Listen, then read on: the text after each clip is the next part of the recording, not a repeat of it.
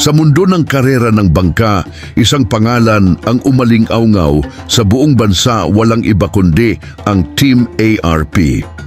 Kilala bilang mga mandirigma ng alon, sila ang kopo ng pinatunayan na ang disiplina, pagkakaisa at puso ay higit pa sa bilis ng makina.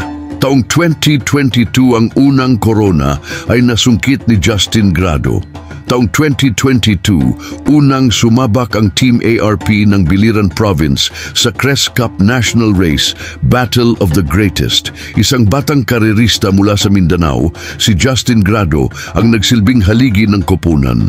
Sa gitna ng matinding alon at mabilis na kalaban mula sa Luzon at Mindanao, pinatunayan ni Justin na hindi hadlang ang kaba sa tagumpay. Sa huling karera, halos sabay nilang tinawid ng kalaban. Mula sa Team Jasaya ang finish line, ngunit dahil sa galing sa pagpihit at tiyempong perpekto, si Justin Grado ang itinanghal na Crest Cup champion mula noon.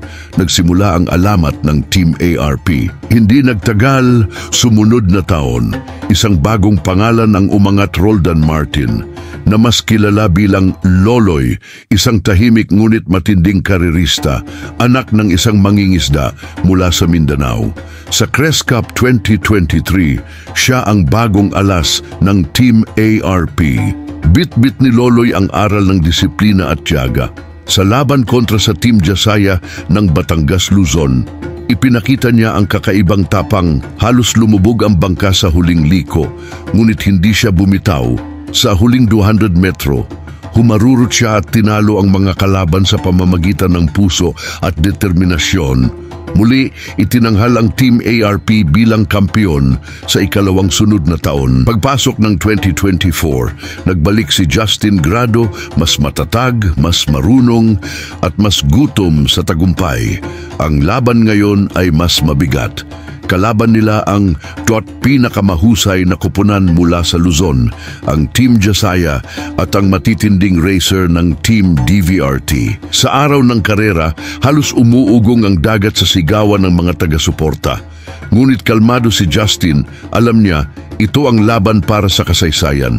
Sa gitna ng ikalawang lap, nagkaroon ng sira ang makina, ngunit dahil sa tulong ng kanyang crew view, muling nakabawi si Justin. Sa huling lap sa pagitan ng alon at hangin, muling ipinakita ni Justin Grado ang galing ng tunay na kampeon. Tumawid siya sa finish line na una at tinapos ang laban ng may ngiti at taas noo. 3 taon, 3 corona at tatak Team ARP ang namayagpagbilang pinakamagaling sa buong Pilipinas. Mula 2022 hanggang 2024, ang Team ARP ay hindi lang basta pangalan. Isa itong simbolo ng tapang, pagkakaisa at dedikasyon. Sila ang patunay na kapag may puso sa laban, walang imposible kahit pa sa gitna ng dagat. Team ARP hari ng Crest Cup, 3 taon, 3 alon, isang alamat. Kaibigan, isa ka ba sa tagahanga at taga-suporta ng Team ARP? Maari mo bang ibahagi sa iba at huwag mong kalimutang mag-follow para maging updated po kayo sa susunod pang kaganapan sa mundo ng bangkarera. Maraming salamat po at hanggang sa muli.